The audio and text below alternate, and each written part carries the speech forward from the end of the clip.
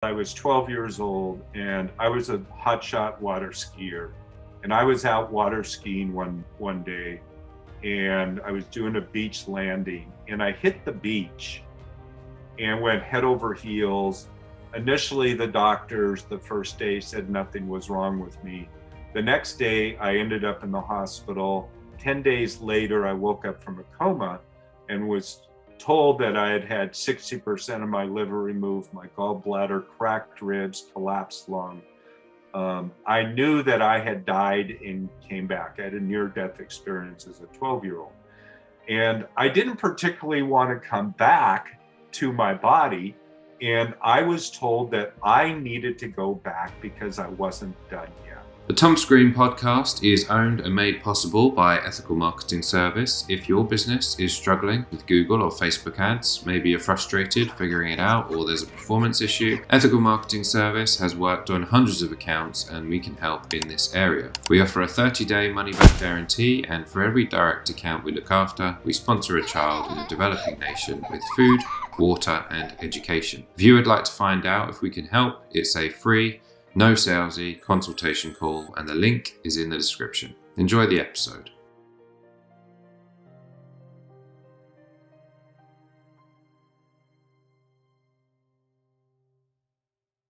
Thomas Green here with Ethical Marketing Service. On the episode today, we have Michael Harris. Michael, welcome. Thank you. It's really great to be here today and to be able to talk with you and perhaps give some ideas to the listeners and audience on ways they can grow and enhance their business even more. Well, I'm very happy to have you. If you would like to tell the audience a little bit about yourself, that would be great. I'll start with where I am today, and then I'll give a little bit of history how I got here. Today, I'm co-founder of what's called Endless Stages. Endless Stages is really an organization where we help really authors, coaches, experts, entrepreneurs to get their message out.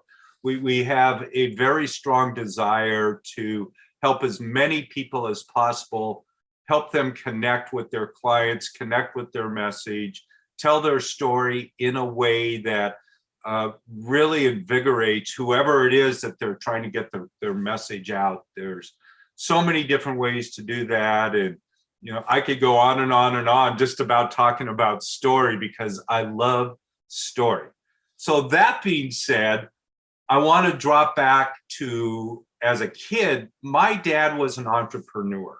My dad owned about 100 gas stations. He had several heating oil companies. He had Thrifty Rent-A-Car in Portland and in Honolulu. So we would travel a lot to Hawaii.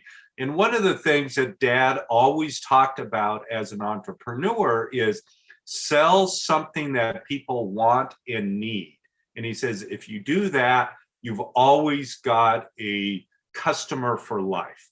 And of course, people wanted and needed gas. People wanted and needed heating oil. Heating oil is not quite as big as it used to be because of gas and electric and everything else.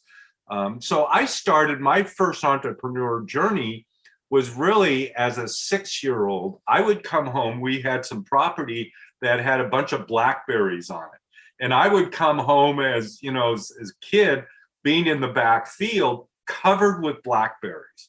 And, my mom would say, "Oh, you're eating more blackberries." "Yes, of course, Mom." And she would make the best blackberry pies in the neighborhood. So all my friends would come over. We'd have blackberry pie parties, and Mom would put ice cream on top, and all the kids wanted to take home pies from Mrs. Harris for my mom. So knowing what Dad was telling me, I said to Mom, Mom, why don't I go out, pick a bunch of blackberries, you make the pies, and I'll go around the neighborhood and sell them. So we made a deal.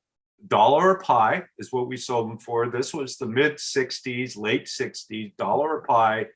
And she would get 50 cents for the ingredients or for the crust and the pie tin. And I would do the picking and I'd go door to door. And, I don't know when the Girl Scouts started doing this. I thought about approaching them because they went with this idea of how many boxes of cookies do you want to sell? And I use that same idea. I would go door to door and say, how many pies would you want to sell versus do you want to buy a pie? Because I assume they wanted to buy a pie. And so that increased my sales exponentially very quickly. So I learned at that point what it meant to be an entrepreneur, what it meant to be able to go find the customers. I already knew that I had customers because, if I went to the parents of my friends, they wanted to buy the pies. They wanted to support me, and they wanted to give their kids something that they would eat. So that was my first journey as an entrepreneur. 6-year-old you are then, is that right? 6? Yeah, 6. It's amazing. And you were successful in your pie venture? I was successful, and I moved into other things as I got a little bit older. There was a local garden center, and they sold lawnmowers, and people could trade in their old lawnmowers and buy new lawnmowers. So I would go over there, myself and 2 of my friends and my brother. We'd go over there. We would pay the garden center, again, $1 for one of their used lawnmowers that came in as a trade-in. We would push it back to the house. It was 3 or 4 blocks away. We'd push it back to our house, and we'd put a new spark plug in it. We would clean it up. We would, brush it up, make it all look good, make it run good. And then we would put it in the local nickel ads for $20 or $25 with a 30-day guarantee. And we sold lawnmowers, as many lawnmowers as we could. We never got a single one back. So, there's always this idea of, okay, what can we sell? What do people need? So you've talked about a couple of things that I want to follow up on. But based on the berries, the pies, and the lawn mowing, if you had to start today, let's say you had to start scratch, what would you do today if you had to start a new business now? Well, we didn't totally start from scratch, but one of the things is like with Endless Stages, which is about a year old now, we started with scratch with that company. Co-founder with me, he grew up in the entertainment industry as an actor and still does some acting. And I've had a lot of training over the years using story as a way to get messages out. So I've trained a lot of people with that. So we really took what we already had, and I believe that we all have something inside of us that we might not know. So even like storytelling, I realized a long time ago that starting out as a kid, again, I'm going to go back to a kid, first, second, third grade, I learned how to storytell and I didn't even know it. And the way that I learned how to do that is show and tell. The teacher would ask, where did you go on spring break? So everybody had a minute to get up in front of class, tell everybody what they did. Again, at the time, I didn't realize that I was learning how to speak publicly, but that's exactly what I was doing. So today, I take that skill that I already knew to continue to be a story. I take that skill with somebody else that they likely learned how to do that as a child too, and to help build that, enhance that, and grow that, but really helping people recognize that in most cases, they already have what they need to be successful. It's just learning how to use it, how to apply it.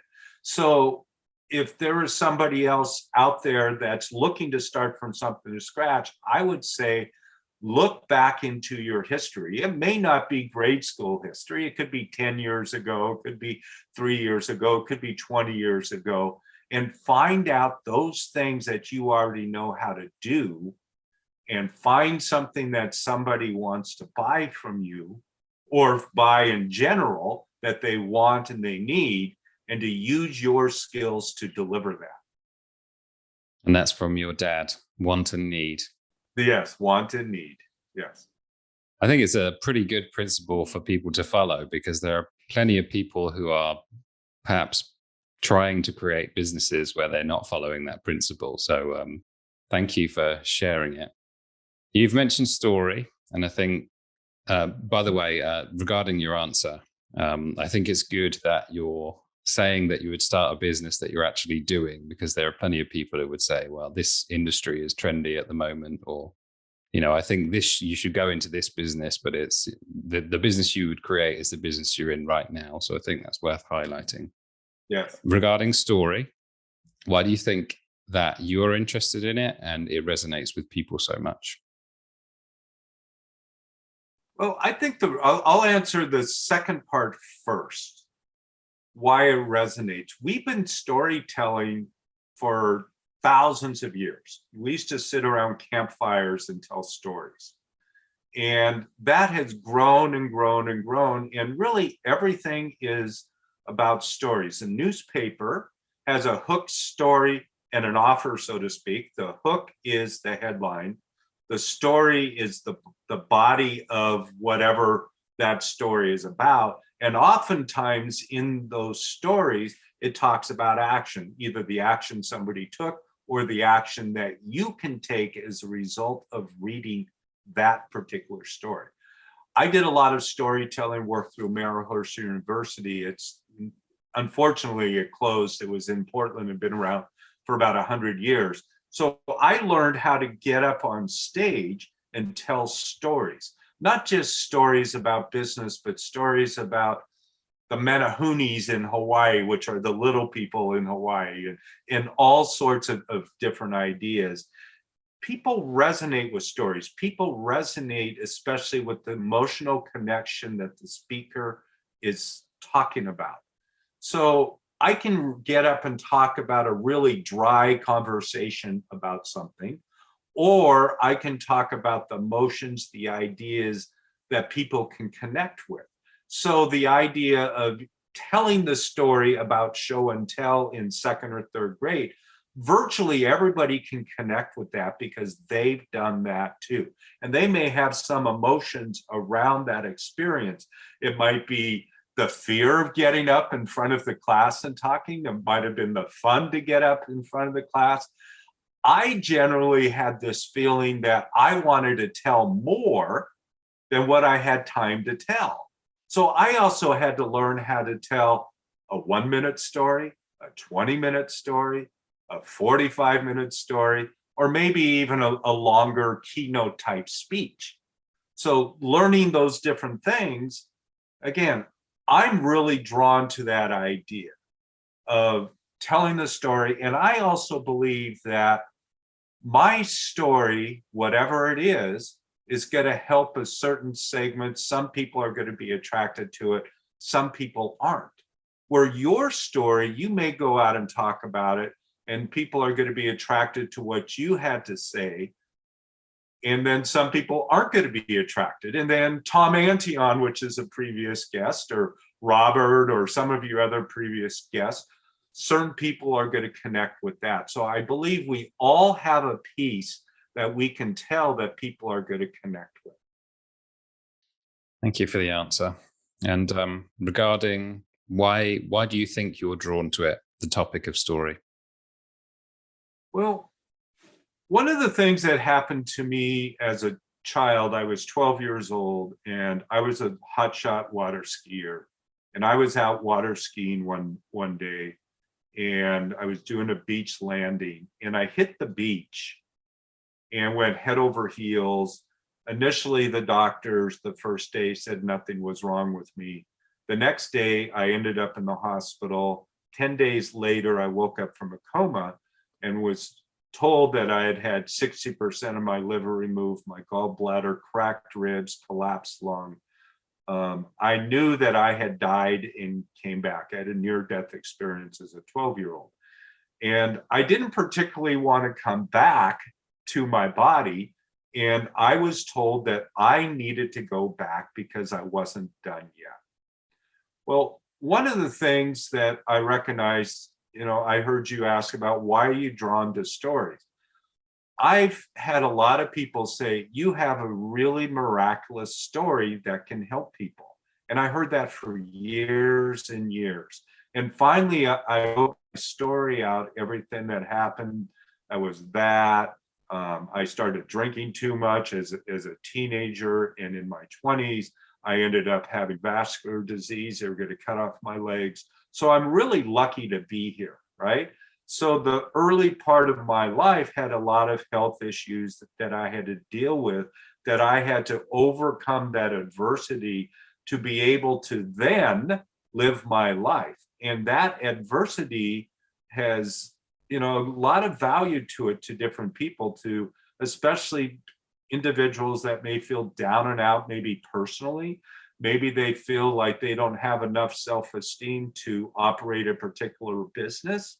So it's that idea of story, recognizing that my story, people are going to connect with, or some people are going to connect with my story and go on to live their life as an entrepreneur, as a healthy person.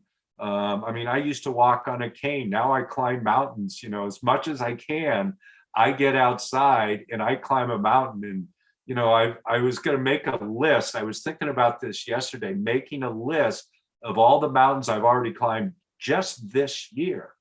Metaphorically, is how many mountains have I climbed? I couldn't do that before. Again, I couldn't walk 10 feet.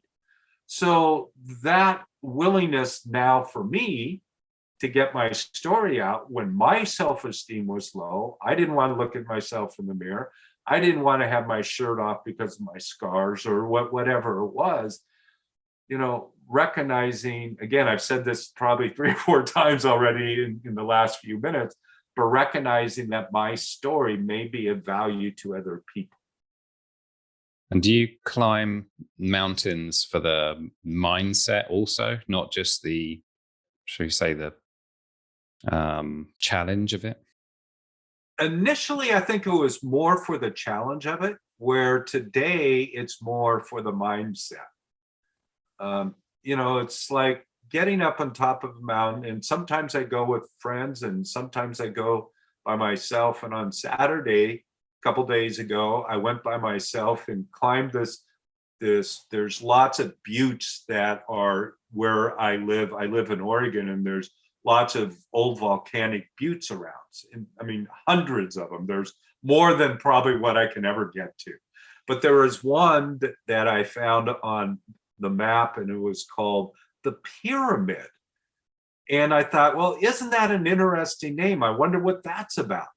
So I went, and, it's 30 miles down a gravel road or so, and dirt road, and parked. And then I climbed up to the top. I still don't know why it was called the Pyramid, but that's what it was called. And then I just sat up there. I had my lunch. I like to meditate. So I sat for a while in meditation at the top of this mountain, just enjoying everything that I could see. And I could see for miles and miles. One side was forest and the Cascade Mountains. The other side was the desert for hundreds of miles. So just getting up there and just releasing. And, we spend a lot of time in front of screens. There was no screen to be in front of, no computer, no laptop, no iPad. So all those things, I just we're letting go and feeling really, I guess, grounded is a good term for it. So both sides, Thomas, really it's for the physical and for the mindset. It's interesting that you mentioned the screens, because I have had a few guests on where the encouragement is to get away from the screen. And the irony is that the message is coming from a screen. Do you manage yourself in relation to how much time you, as you said, are in front of some form of a screen? I don't have like a set amount of time that I'm going to be in front of a screen. Like an iPhone, you can set screen time, like how much time you want. I don't do that. And at the same time, I take a lot of breaks. I work for myself. I live near a river and a river trail. So I get out and I walk along the river every day. I get out early in the morning. It's 8 o'clock now, and I left my house this morning at about 5:30 for about an hour. So I make sure that I take a lot of time for myself. I practice yoga. I've been practicing yoga for years. So I love going there, and I call it more of a brain drain than anything else, just like releasing everything. So there's different things that I do, and I've already mentioned getting outdoors. I love getting outdoors. You know, the thing too about the screen, we're looking at something often within like a 3-foot radius or 20-inch radius or something, and just by getting outside, looking at long distances, looking at the horizons, actually builds and strengthens our eyesight. So they didn't have as many eye problems 150 years ago. There was cataracts and there were some things like that, but the use of glasses, and I have reading glasses now, and I have blue blocker glasses, the use of glasses that's really come about more the last 50 to 75 years. And a lot of it is because we're looking at something really close versus being out on our horses, going across, and I live in the States, so being out on our horses and our wagons, looking at the long distance. So our eyesight has actually changed. It's devolved in a way. Well, you mentioned yoga in your response, and this is one of your businesses, or at least perhaps was. Would you like to go into that a bit? Well, yeah, it's part of, I mentioned some of the health issues that I had, and I had started doing yoga in the midst of that and found that it really, really helped me a lot. When I could barely walk, I found that walking, food, and yoga were 3 of the things that really helped me a lot. Again, I can really go down that rabbit hole about healing ourselves with ourselves rather than a lot of medical intervention. Although I had medical intervention, I didn't have pharmaceuticals. But as I started doing more yoga, I felt better and better and better. And I got attracted to hot yoga, to Bikram yoga, which is a particular form of yoga. And I had made a lot of money in the mid 90s. I was doing some option trading and, made a nice sum of cash and was able to take a couple of years off. So all I did was practice yoga. And I ended up at this teacher training. I've since done 3 different trainings, but I ended up at this training with Bikram with the idea that it was going to help heal my body. I didn't want to be a teacher. I just wanted to go practice with a bona fide yoga master type person, right? So I went to his training, not intending to teach or anything, just to heal my body. I ended up being the speaker at our training. Of course, I've always liked to get up on stage and talk. And within about a week, I was teaching at a studio in Portland where I was living. And within a year, I had my first yoga studio. And then I had another yoga studio. And along the way, a lot of people asked me to help them with their business. So I would give them a pretty dry, what I consider to be a pretty dry business plan. But they would then go to the bank with that exact business plan and get money to open up their studios. And so people started talking to me about their business. And I started something also called Yoga Business Expert, which I helped yoga studios around the world grow their business through building their enrollment, building their conversion, upselling, how to deliver the product, and retention of their clients. And I found that I would go in there, and oftentimes within a couple of months, they would double or triple their business. And the primary reason was they already had enough people coming to them. They just didn't know how to convert them into paying students and paying clients. So that's kind of the short version of it.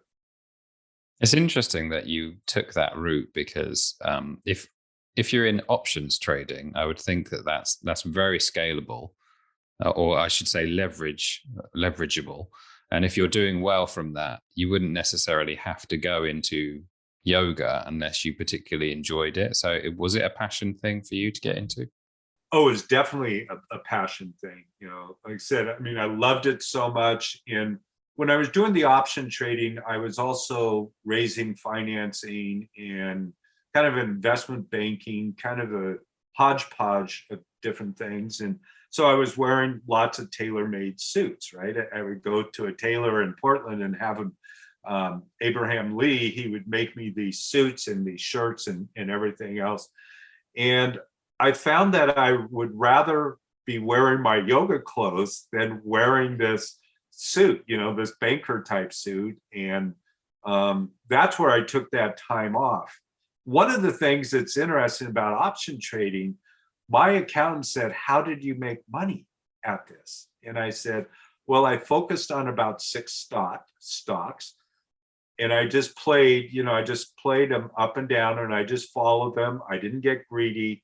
And I put aside the money that I was making rather than trying to make, these obscene amounts of bets on something, then you get into gambling." So I just played it and I made some money. And he said, most people lose money in option trading. He says, "It's really great to see that you made money and you did it in a way that you weren't being greedy and that you put aside that money for what you wanted to do." Tempted to look back into that again or not really? I think about it. I haven't been doing any trading. I only did call options. I didn't do put options. I only did call. And I would, if I were to do something again, I don't know whether I would do it the same way. I mean, it's changed so much today, the way that trading is from, the 90s. And, I used to get up and watch CNBC at 5 o'clock in the morning. They would interview a president of a company at 5 a.m. And I would listen to that interview. And oftentimes they were companies that I was already trading in. So I would listen to what they would say. And I often knew from what they were going to say that I could place a order perhaps at 6 or 7 in the morning, my time. And by noon, maybe I would make $1,000. Maybe I'd make $5,000. Maybe I'd make $10,000. But oftentimes by 7 or 8 o'clock in the morning, I was done with my day. And then I could go out and do my yoga or whatever it is I wanted. That does sound like some sort of pitch that you would get online, which was what I was going to talk to you about what do you think about the all of the kind of get rich quick stuff from someone who's actually done it? Yeah. I've never got rich quick. I always had to do the work to make it happen. Now, I know people that pretty quickly, especially in the online space and with websites, et cetera, that have gone from 0 to a couple $1 million in a few months. It's not the normal trajectory. Normally, it takes a lot of work to make that happen. Normally, it takes a little bit more time than a couple of months. There was one woman I knew, I haven't seen her for a while, but she sold a $37 product and in about 2 months made $1.7 million on it. And it was a book on what happens when women are pregnant and then after the pregnancy, they lose control of their bladder. So she sold this book on how to overcome that. Again, $37 book. And she made, I want to say it was $1.7 million, almost $2 million in just a couple of months. But that's unusual. That doesn't normally happen. Well, to come full circle, if you will, back to story, because I'm not particularly great at it, if you haven't noticed. As someone who's an expert, you're probably well aware. But if for those people who aren't focused on it or who aren't making the most of it, what do you say in terms of an encouragement to do it better or to get started in it? Well, I'm going to push back a little bit on you, Thomas, about what I heard you say, that you're not very good about story. I think you're great. And when we connected on something called Podmatch, and I saw your story that you had put on this platform and went, wow, that's a great story. And he's helping other people tell their story. I like that. And so I was attracted to that. And I sent a note to you and it basically said, hey, I think you got a great show. I'd like to be on your show. What do you think? And you said, yeah. So I was attracted to your story that you told. And now I'm hearing you're not very good at it. I would say you're very good at it, Thomas. I mean, and you attract some really wonderful people that are really able to help the listener. Some of who we already talked about, some of the other people that I don't necessarily know. So what I hear is you're taking what you know to spread a message because you want your listeners to hear a certain message. You want to give them some value in a certain area. It might be about avatars. It might be about lead gen. And it might be about story. There's all sorts of different avenues. And when people want to discover their stories, if I can take a moment, there's a very simple way to begin to create story. We can go down this rabbit hole a long ways, but I'm just going to stay more towards the front of the hole, so to speak. So a great way to really learn how to tell story is to take your life, and let's say you're 40 years old. You divide your life into 5 different sections. So each section then is 8 years old. Again, I'm being real simple on this. Each section is 8 years old or eight years long. So then you go back through each section and go, what stands out to me about my life from 1 to 8? What stands out to my life from 9 to 17, etc. You find these stories in each part of your life.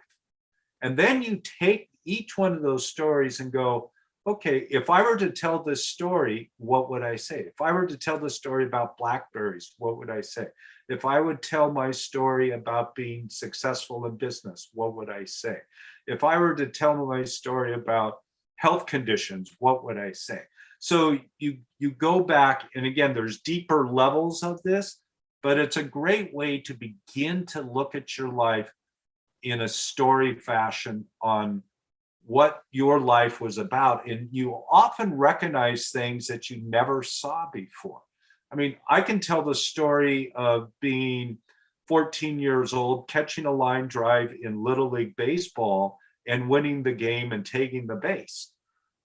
So there's all sorts of different stories. And I can weave that into how that affects me as an entrepreneur, or how somebody can use those type of stories to affect their own journey as an entrepreneur.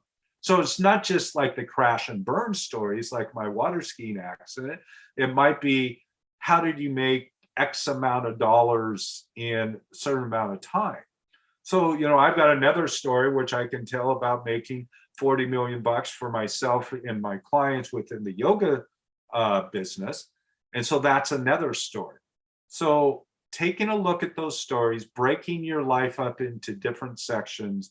If you're 41, you still break it up into 8 different sections divided by 5. But again, there's about 6 or 7 levels to this, but that's a great way to start. Thank you for that. It's great advice. And as you were saying it, I was thinking about the things that popped out at me as you were breaking down the categories. So, I'm already into my story journey, so I appreciate it. Yeah. Regarding me not being great at stories, I think intentionality might be something to do with that, and then perception. In your answers, sometimes I can feel myself sort of slipping into I'm listening to a story type thing, and I'm just, it's like being in front of a television screen or something. You sit into a passive mode, enjoying the story and identifying with it. And yeah, you're very good at it. So I guess that might be a point of clarification. Well, thank you. What are you looking to achieve at the moment? What are your goals? Well, I want to get back a little bit to why storytelling is so important right now. And this is part of my personal side of it. There are so many people in the world right now that aren't able to tell their stories. They're not even able to use certain words without going to jail for a long period of time. And in the Western world, primarily, we're free to speak our story in whatever way that we want, for the most part.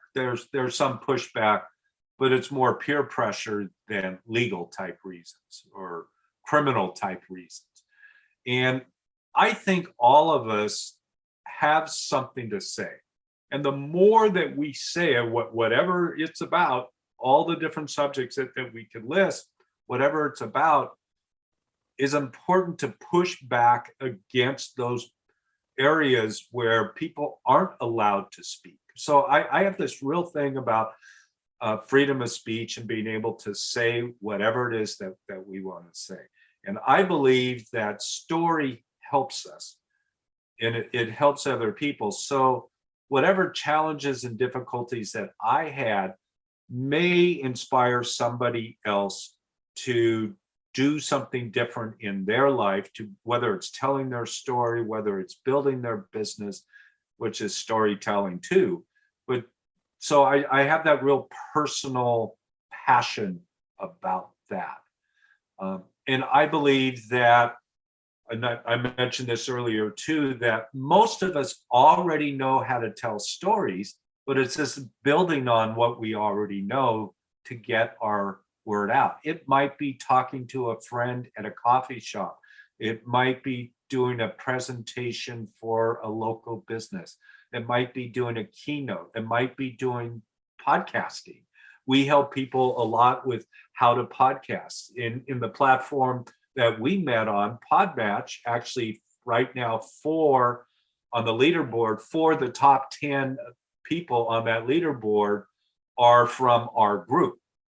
So we're talking to that particular platform, Podmatch, and Alex at Podmatch, on taking over the top 10 with everybody from our group and talking about expanding the list to 100 people rather than just the top 10, because we believe that we can help that many people begin to get their message and story out to the world. Again, whatever it's about. And there's all the different topics that are present on that particular platform.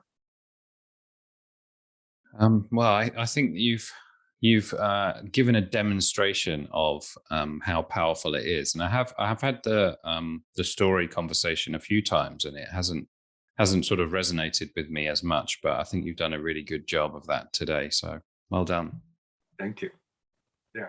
Is there anything that I should have asked you about today? There's one thing. I don't know if you should have asked me about. One of the people that really changed my story was a guy named J. Conrad Levinson. And you may have heard of him, or some of the listeners may have heard of him. He was the father of guerrilla marketing. And he ended up, I have my copy of the book right here with this book. This is somewhat about my story, falling down, getting up. And I met Jay, and he agreed to forward the book. And he typically did not forward books that were non-marketing because he was a marketing guy, right? And so one of the things that he said about the reason that he was willing to do that is because he found that what I was doing to heal my injuries and my health conditions were like guerrilla marketing. And that I was applying those principles, even though at the time I didn't know much about guerrilla marketing or knew who Jay Levinson was. But he told me that story, taking that story, was like applying the principles that he was using in his marketing. And he said he read the story twice in the same day when he got a copy of the manuscript, because he enjoyed it so much in the way that I approach things. So I recognize Jay as one of those people that helped change my life, and that helped me recognize so much. And while he was alive, I would go down to his home in Florida and I would sit there. He was like a little Yoda guy from Star Wars. You know, he was a small man, but I would sit in his living room listening to him and learning from him.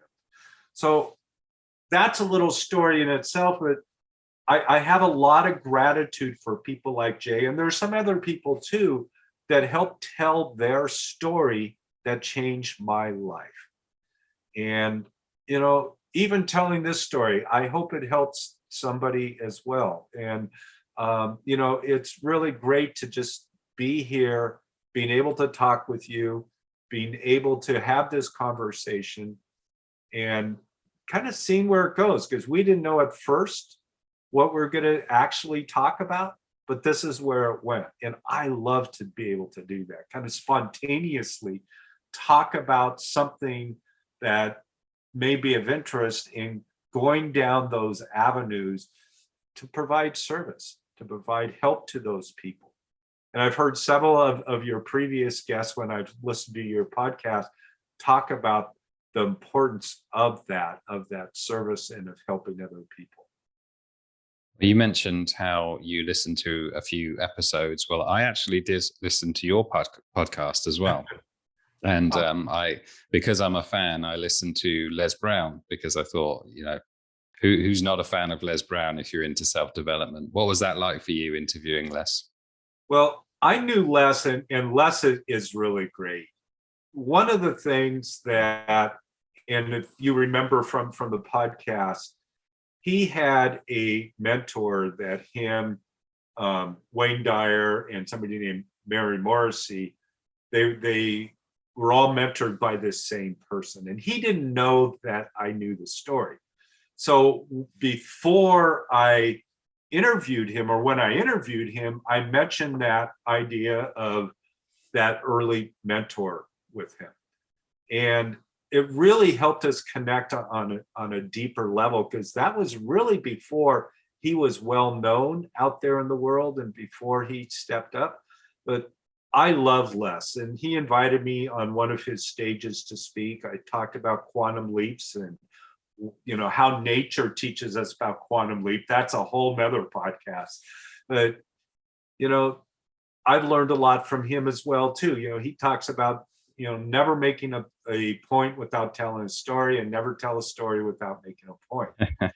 And, you know, he's so vibrant in his story, you know, and the whole story about the radio station, and, you know, the drunk DJ, and how he had to take over in the middle of the night for this drunk DJ, and ended up being a star, not only for that radio station, but a star, so to speak, a inspirational and a motivational person that's out there traveling the world and telling his stories. It's just like, I love Les and all his idiosyncrasies and all of his stories. I actually went back and rewatched one that I'd already watched, and it was the I want to say Georgetown. 85,000 people showed up to that one.